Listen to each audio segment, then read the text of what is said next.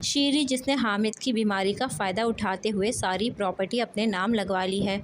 और जायशा ने अरसलान से निकाह करते वक्त कुछ शराइत रखी थी कि अरसलान उसे नहीं छोड़ सकता, और वो सारी शराइत जो कि जायशा ने अपनी सेफ्टी के लिए रखी थी, शीरी उन सबको भी चेंज करवा देगी। शीरी हामिद से कहती है कि मैंने विल चेंज करवा दी है, अब अरसलान जायशा का मोहताज नहीं है, अब अरसलान जैसा चाहेगा वैसा ही करेगा जायशा के साथ। जायशा ने जो शर्त रखी थी कि अरसलान उसे नहीं छोड़ सकता, अब वो चाहे तो उसे छोड़ भी सकता है।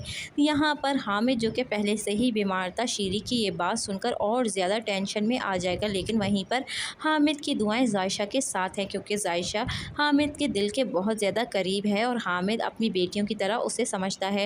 एक जायशा ही है इस घर में जो हामिद की केयर कर रही है, और इस घर में रहने का मकसद उसका सिर्फ यही है कि हामिद ठीक हो जाए, क्योंकि वो जानती है कि इस घर में सब उसके तायब्बू के दुश्मन बैठे हैं सिवाय सुफियान के।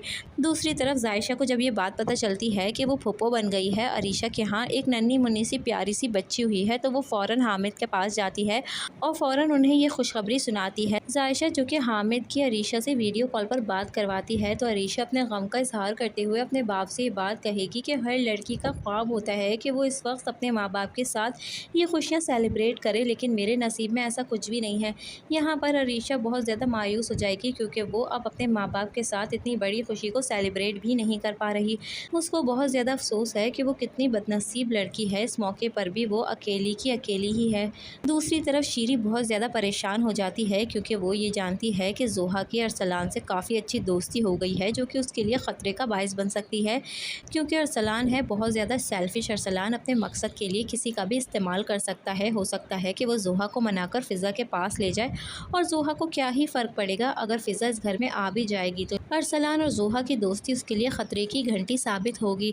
वहीं दूसरी तरफ अरसलान भी ये बात जोहा से कहता है कि आपने क्या खूब एक्टिंग की है, लेकिन तुमने जायशा के साथ हमदर्दी करके अच्छा नहीं किया। लेकिन वहीं पर जोहा उसे सारी हकीकत बताएगी और कहेगी कि मेरी हमदर्दी के पीछे भी एक वजह थी, अगर यहाँ पर ईशा घर छोड़कर चले जाती तो सारा कसूरवार सुफियान हमें ही ठहराता, और हो सकता था वो जायशा को मनाकर वापस भी ले आता। लेकिन अब मैं ऐसी चाल चलूँगी कि सांप भी मर जाए और लाठी भी ना टूटे। ऐसा कुछ खेल खेलूँगी जिसकी वजह से सुफियान भी जायशा से नफ़रत करने लगेगा और जायशा को घर से निकालने पर मजबूर हो जाएगा।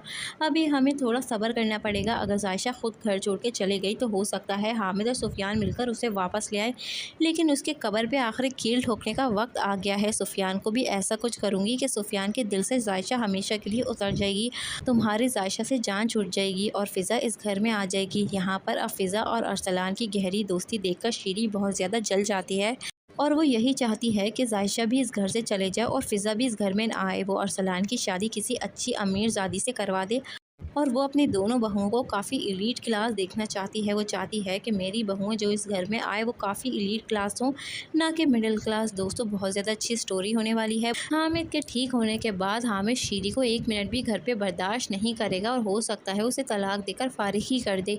यहाँ पर जायशा किसी सूरत भी हामिद के ठीक होने तक तो इस घर से नहीं जाने वाली, चाहे कुछ भी हो जाए।